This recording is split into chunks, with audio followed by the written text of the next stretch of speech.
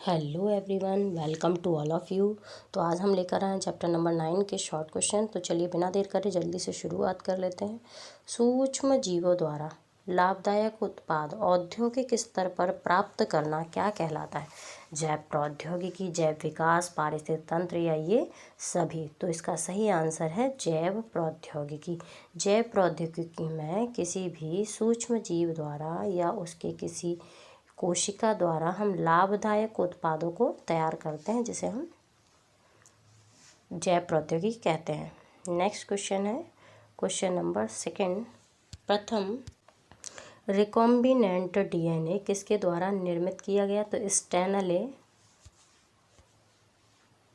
Stanley, Cohen या Herbert Boyer, Mendel, बीजमन या इनमें से कोई नहीं? तो इसका सही आंसर है स्टैनले कोहेन और हर्बर्ट बोयर ने फर्स्ट रिकॉम्बिनेंट डीएनए निर्मित किया था, जबकि मेंडल को आनुवंशिकी का जनक कहा जाता है। बीजमन ने जर्म प्लाज्म का सिद्धांत प्रस्तुत किया था।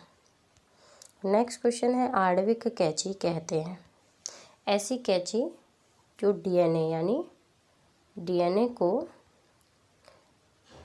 काटती है, उसी को हम आणविक कैंची कहते हैं। तो एंडोन्यूक्लियस को आणविक कैंची कहा जाता है, जबकि लाइगेज डीएनए खंडों को आपस में जोड़ने का कार्य करता है। प्रोटीज प्रोटीन को पचाने का काम करता है, जबकि लाइपेज लिपिड को पचाने का कार्य करता है। नेक्स्ट क्वेश्चन है क्वेश्चन नंबर 4।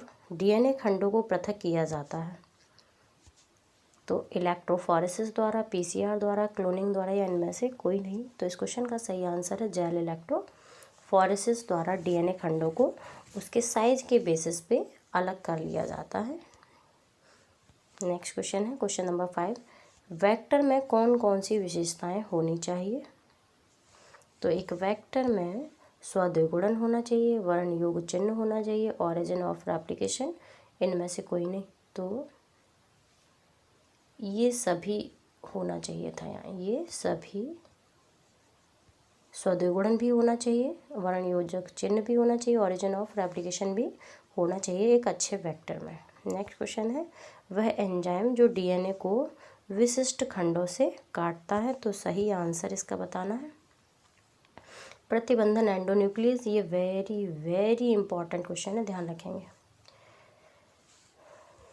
जबकि एक्सोन्यूक्लियस डीएनए को 3 और 5 प्राइम के पास काटता है, जबकि लाइगेज डीएनए खंडों को जोड़ने का कार्य करता है और टोपोआइसोमरेज डीएनए के कुंडलन को खोलने का कार्य करता है। नेक्स्ट क्वेश्चन है क्वेश्चन नंबर 7। EcoR1 प्राप्त होता है इकोलाई से, हीमोफाइलस इन्फ्लुएंजी से, जब राइजोबियम से या फ्रैंकिया से? क्वेश्चन का सही आंसर है इकोलाई से। इकोलाई से EcoR1 एंजाइम पाया जाता है। ये एक रेस्ट्रिक्शन एंडोन्यूक्लियस एंजाइम है जो डीएनए को विशिष्ट खंडों से काटता है। नेक्स्ट क्वेश्चन है क्वेश्चन नंबर 8। सबसे अधिक उपयोग किए जाने वाले संवाहक का नाम बताइए? तो PBr 322 या PBr 327, PUC या इनमें से कोई नहीं? तो इसका सही आंसर है PBr 322। PBr 322 से ही PBr 327 बना है। P for plasmid, B for Bolivar, R for Rodriguez यहाँ पे साइंटिस्ट के नेम है। PBr 322 से PBr 327 का निर्माण हुआ, जबकि PUC में plasmid, P for plasmid, U for university, C for California, यानी कैलिफोर्निया यूनिवर्सिटी में इसका निर्माण हुआ था। तो इस क्वेश्चन का सही आंसर है PBr 322। PBr 322 इस क्वेश्चन का सही आंसर है।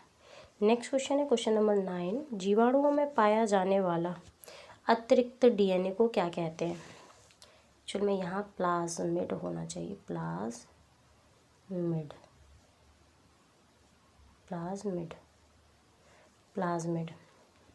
जबकि क्वेश्चन है जीवाणुओं में पाए जाने वाले अतिरिक्त डीएनए को कहते हैं क्या? प्लाज्मिड।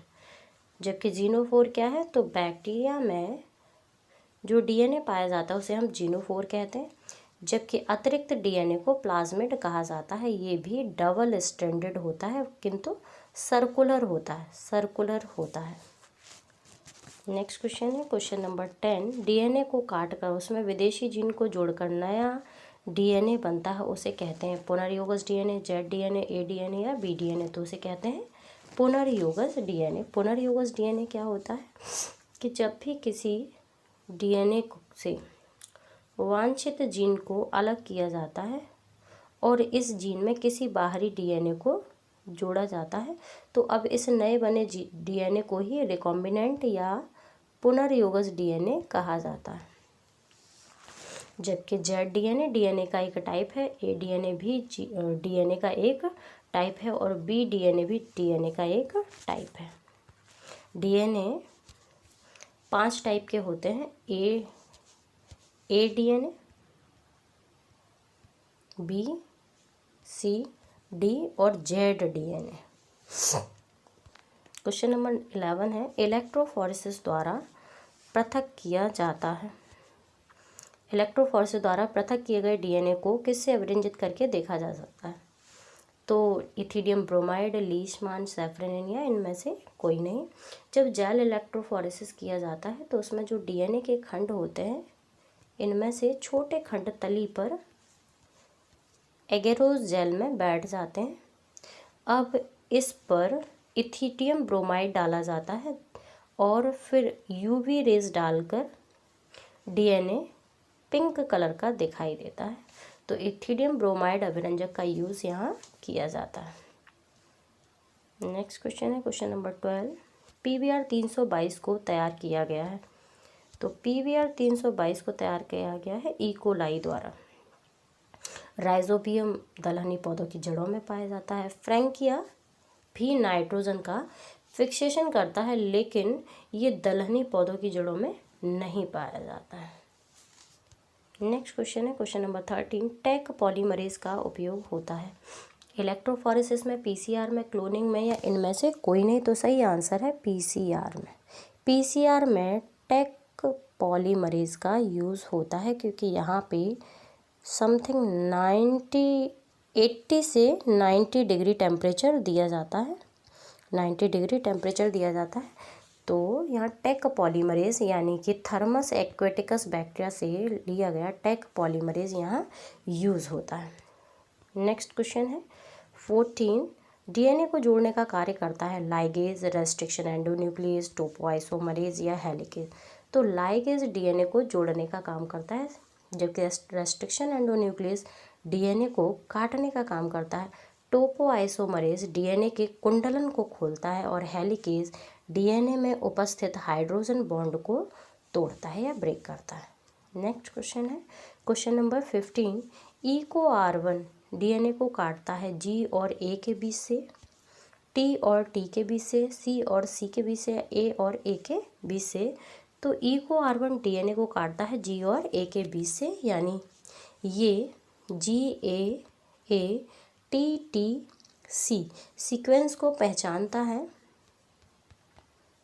और G और A के बीच से डीएनए को काट देता है, G और A के बीच से डीएनए को काट देता है। तो थैंक यू वीडियो को पूरा देखने के लिए।